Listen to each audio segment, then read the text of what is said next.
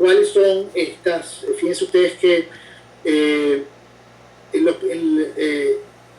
el promedio de incubación, del tiempo de incubación, mejor dicho, es aproximadamente de 4 días antes de que llegamos a este punto extremo. Y muchas veces los pacientes que caen en una unidad de cuidados intensivos ocurre 10 días después de la exposición. O sea que es relativamente rápido. Debo decirles, una persona que trabajó con nosotros acá en la unidad de cuidados intensivos, desafortunadamente falleció el día sábado, pero sus síntomas aparecieron el día martes pasado. Empezó a comenzar a tener fiebre el martes pasado y comenzó rápidamente a tener síntomas, y el día sábado cayó en insuficiencia respiratoria aguda.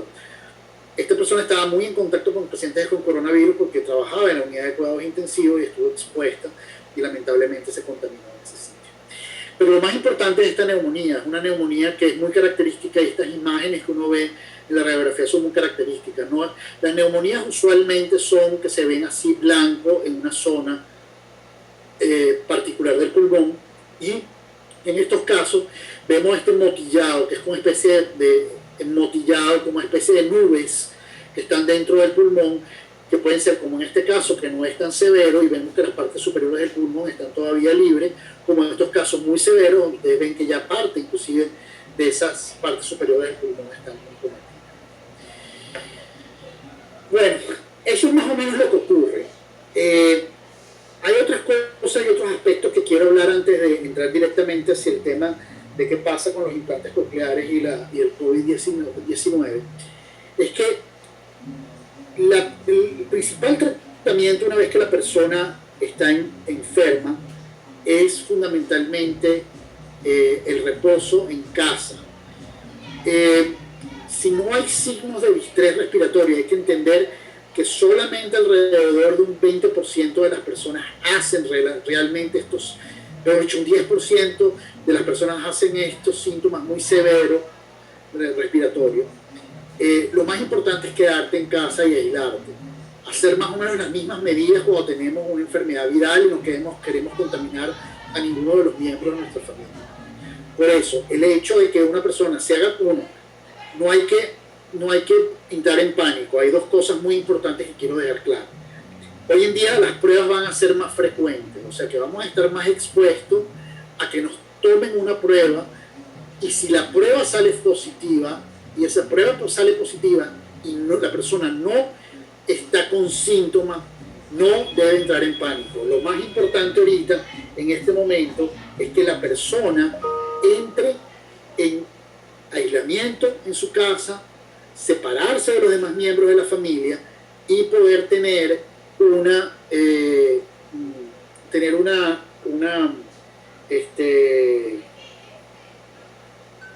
tiene que estar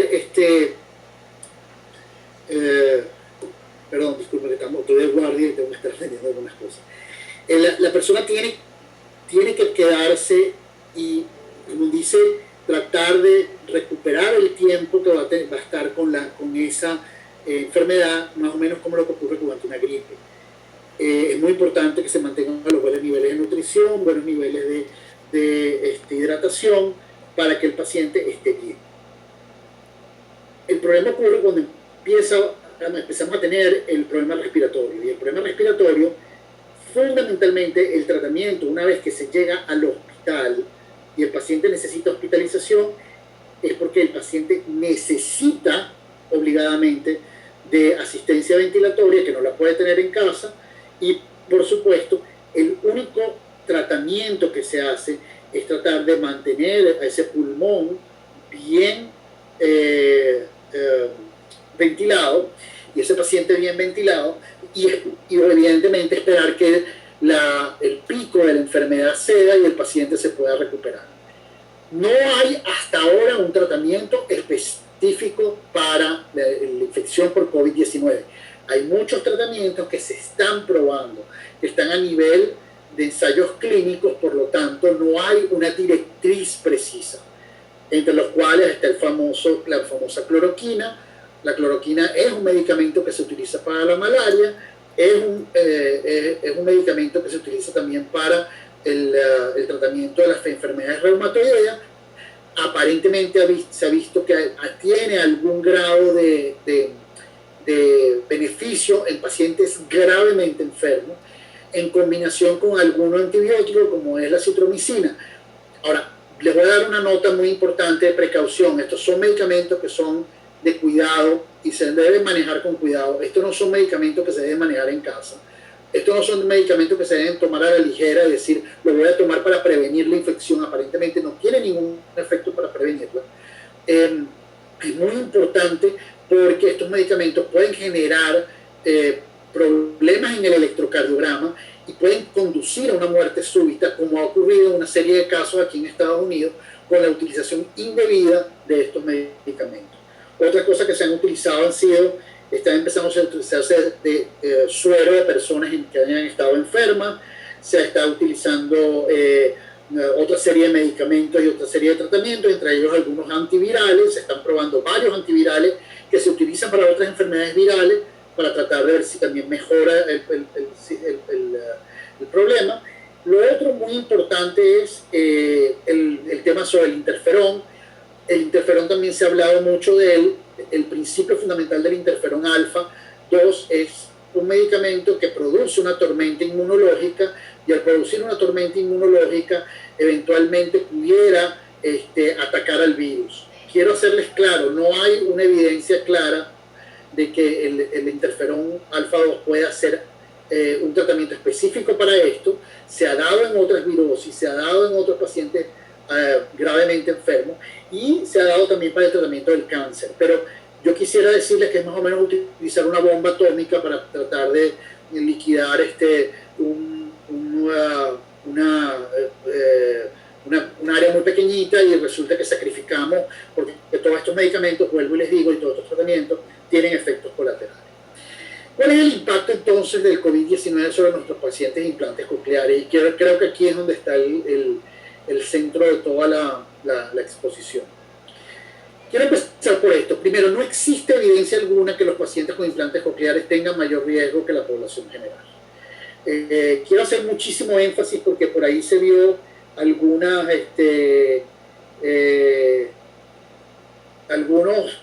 personas que han, o en algunos chats o en algunas redes sociales, en la cual se hablaba de que pacientes con implantes cocleares tenían mayor riesgo de infectarse.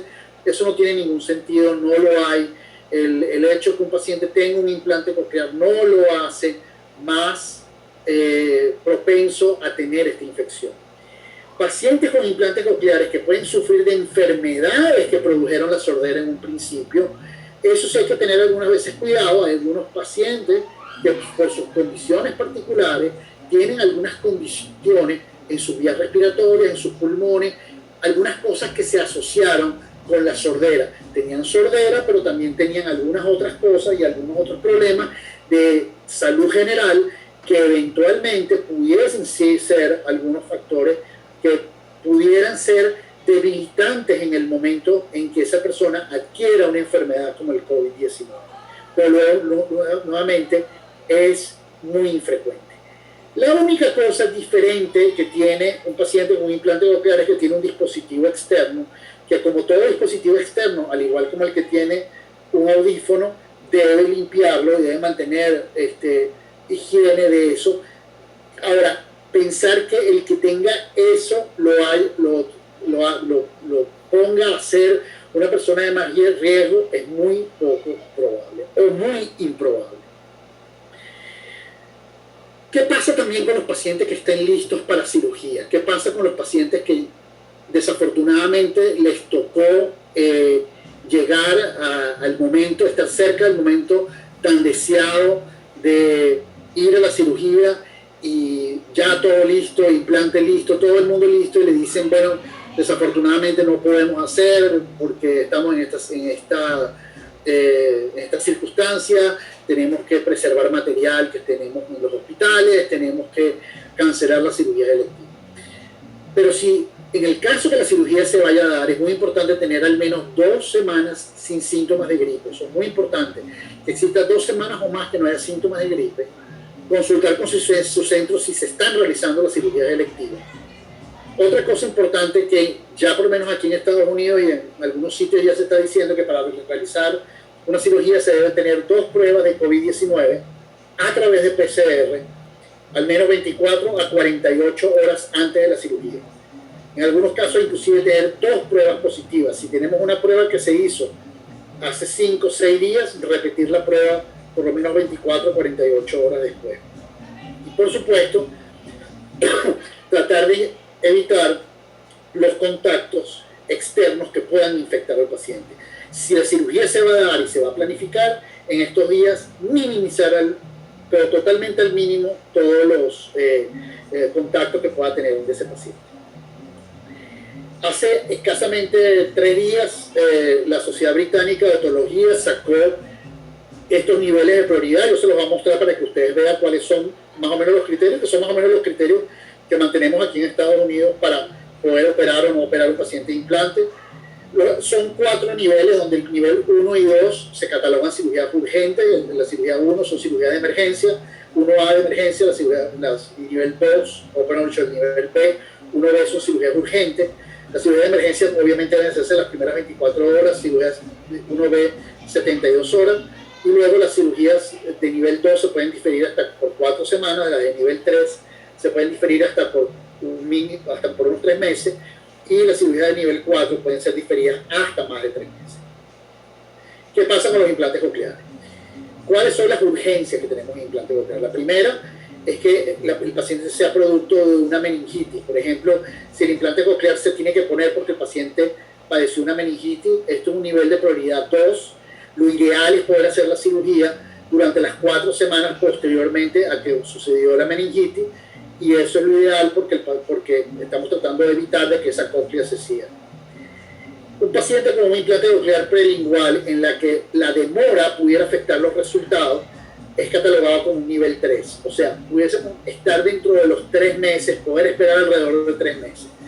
Si estamos en un momento y punto donde estamos en una edad crítica o un momento crítico de poder hacer la cirugía, pues ese paciente que está en un nivel 3 pudiéramos hacerlo durante este periodo de los 3 meses. Cualquier otra cirugía de implante coclear, por supuesto, tiene un nivel de prioridad 4, quiere decir que se pueden hacer más allá de los 3 meses que podemos esperar, y que esperemos que, bueno, que esto no pase más allá de los 3 meses y podamos regularizar. ¿Cuáles son el impacto de las calibraciones? Bueno, las calibraciones tienen algunos problemas, una de las cuales, y esos son algunos de los protocolos que tenemos aquí en la Universidad de Miami. Las primeras calibraciones, por supuesto, deben ser en persona y no deben ser demoradas por más de 8 semanas desde la implantación. O sea, que si hemos implantado a un paciente, nos tocó en este momento, quedamos en este momento como en un limbo porque hay que hacer la calibración del paciente, tenemos que hacer la calibración, no demorar más de 8 semanas. Desafortunadamente, debe hacerse en persona. Aquí debe haber contacto con la persona, todos los audiólogos saben, esto no es una cosa que idealmente se puede hacer de manera remota. Debe realizarse en un ambiente seguro, es muy importante eso, y limitar el número de personas en esa primera calibración. O sea, cuando tenemos una primera calibración, desafortunadamente no es como teníamos antes, que puede venir el papá, la mamá, los hermanos, una cantidad de gente. Hoy en día, aquí según nuestra protocolos de trabajo, si es un adulto, estamos pidiendo que solamente la persona venga, solamente el adulto venga a la calibración, y si es una persona, y si es un niño, debe venir acompañado al menos de la mamá o el papá o el representante, solamente una sola persona. La otra cosa es limitar las sesiones presenciales y sustituirlas con sesiones remotas. O sea, una vez que ya tengamos 1 o 2 calibraciones presenciales, empezar a pasar a un sistema, si se quiere, remoto, o a un sistema en que podamos ayudar al paciente por vía remota. ¿Cuáles son otras consideraciones de emergencia? Una, la falla del procesador externo. Eso siempre es un problema. Nosotros no queremos que los pacientes pasen un tiempo sin escuchar, especialmente en estas circunstancias. Queremos que los pacientes estén escuchando. Por lo tanto, eso es realmente importante, que se pueda hacer y se pueda hacer rápidamente. El daño externo al procesador, bien, véanse ustedes, este pobre señor aquí, que le pusieron aquí su pena. Me comí 2 veces el audífono de mi amo. Que ustedes ven, pues evidentemente esto es una emergencia. Y por supuesto, si tenemos pacientes que tienen cambios en los niveles de estimulación o están perdiendo de alguna u otra forma su capacidad de escuchar, pues evidentemente esto hay que hacerlo. Las calibraciones rutinarias lo ideal es reprogramarla, lo ideal es tratar de ver si se pueden hacer en algunas de ellas de manera remota, de algunas de ellas de manera que podamos hacer algunos, ayudar a los pacientes sin tener que ellos tengan que desplazarse especialmente a los centros de salud, o tratar de hacerlo en algún sitio que sea en una locación segura. La rehabilitación también es un problema porque muchas de nuestras rehabilitaciones se hacen a nivel presencial, por eso es muy importante utilizar lo más posible actividades dirigidas en casa. Es muy importante también con su rehabilitador hablar sobre actividades individuales a distancia y actividades grupales. Utilizando plataformas como las que estamos utilizando actualmente, a través de la conectividad, creo que podemos hacer muchísimas cosas y podemos trabajar muchísimas cosas a nivel de rehabilitación. Por lo tanto, yo pienso que esta herramienta debe ser utilizada en la medida de lo posible, y hoy en día creemos que en la región hay mucha gente que está bien conectada, por lo tanto podemos empezar a hacer esto. Cosas que debemos hacer entonces para poder hacer llevadero esto y poder contribuir a no seguir expandiendo esta enfermedad. Las medidas de distanciamiento social pueden ayudar a reducir la transmisión y evitar que los sistemas de salud se vean superados. Esto lo dijo el director de la Organización Mundial de la Salud hace aproximadamente unas 4 semanas. Por lo tanto, hay 3 medidas importantes: medidas de distanciamiento social, medidas de higiene personal y medidas de higiene en la casa y el trabajo. ¿En qué consiste el distanciamiento social? 1, evitar el contacto personal, una de las cosas más importantes del saludo de mano, desafortunadamente. El distanciarse por lo menos a 2 metros de distancia en lugares públicos, o sea que si tenemos que ir al mercado, tenemos que ir a algún sitio, tratar de estar un poco fuera de esa esfera de los 2 metros. Sabemos que estando más allá de 2 metros, la posibilidad de que a través de esa pequeña gotita podamos ser contaminados es mucho más difícil. Por supuesto, evitar lugares concurridos. Por esa razón se ha tratado, o se han suspendido o se han cancelado actividades que conllevan a tener mucha gente confinada en un sitio. Por lo tanto, es mejor quedarse en casa y trabajar desde casa. Evitar las reuniones sociales, porque entonces que estamos en casa, pero pensamos que podemos reunir a 20 personas en la casa. Y eso no está bien, porque esas 20 personas que vienen de afuera de la casa van a traer los contactos que ellas tienen. Entonces, ¿de qué vale que nosotros estemos encerrados en nuestra casa si vamos a traer a nuestra casa a 20 personas, o a 10 o a 15, que van a traer todos los contactos que han tenido ellos durante todos esos días? Por lo tanto, hay que evitar las reuniones sociales o familiares que sean completamente innecesarias. Y por supuesto, evitar los viajes. Ya inclusive se está hablando de evitar los viajes por tierra en los Estados Unidos, increíblemente, y era difícil de pensar que haya controles de frontera ahora entre un estado y otro. Y eso ahorita se está implementando. El estado de la Florida ya lo implementó en su frontera norte, haciendo controles de frontera entre un estado y otro para justamente tratar de evitar que vengan casos de otros estados.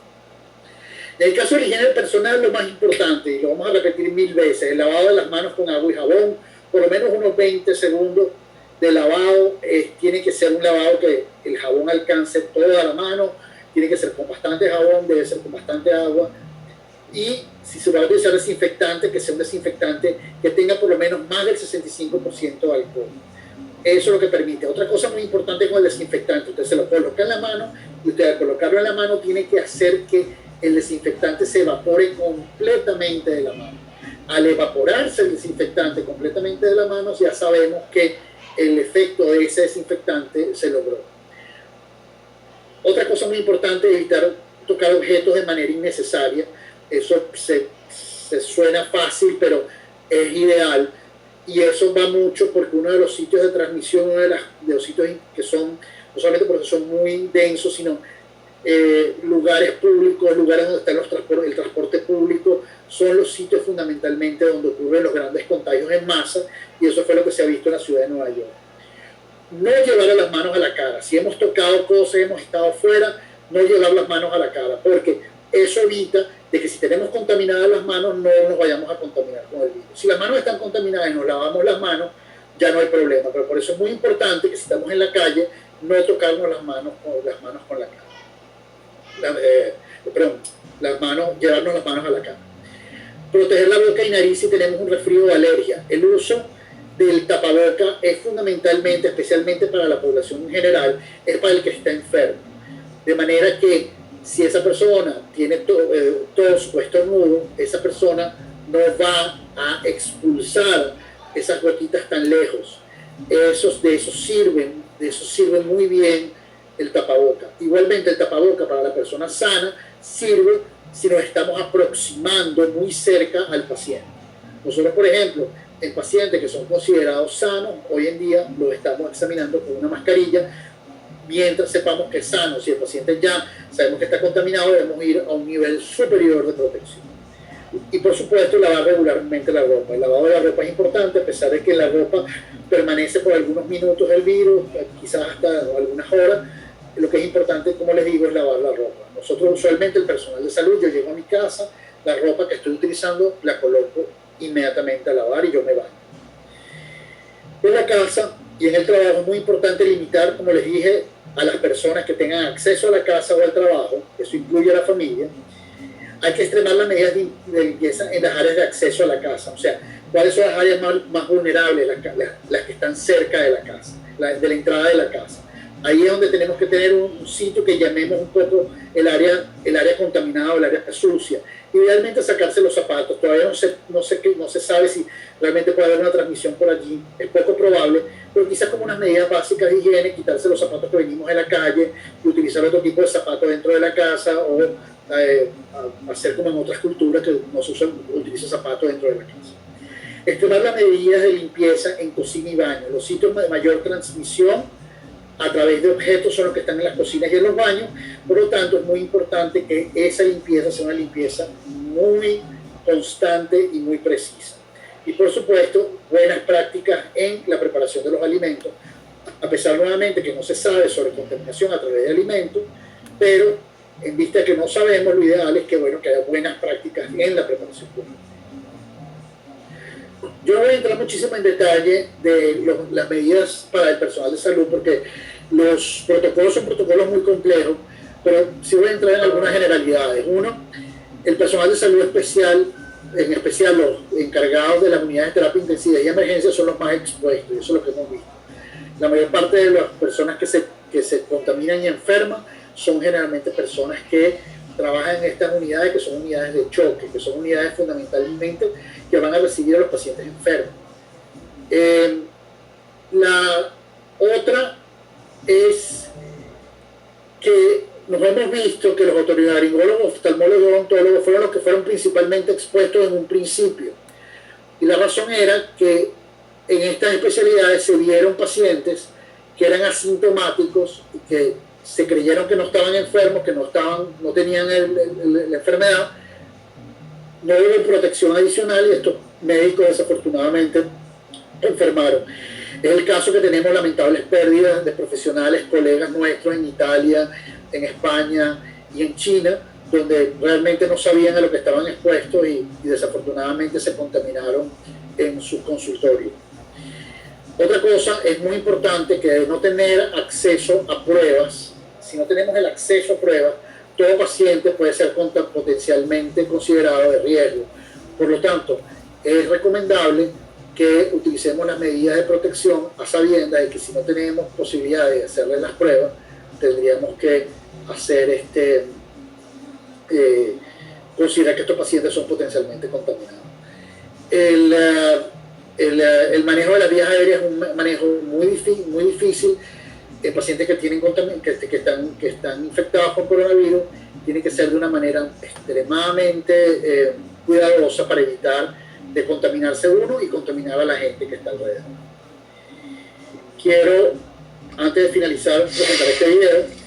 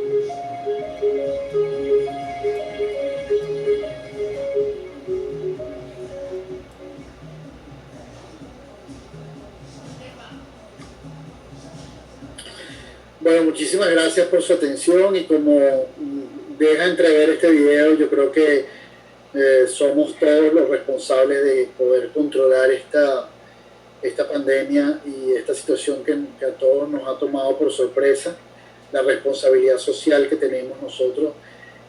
Podemos hacer muchísimo, cada uno, cada quien puede hacer muchísimo por esto. No debemos esperar que sean las autoridades o las autoridades de salud o las autoridades sanitarias las que hagan algo por nosotros. Nosotros ya podemos hacer mucho, quedándonos en casa, cuidando a nuestra familia, cuidando a nuestros seres queridos, manteniendo la limpieza. Y quiero decirles, muchas cosas van a cambiar después de esta pandemia.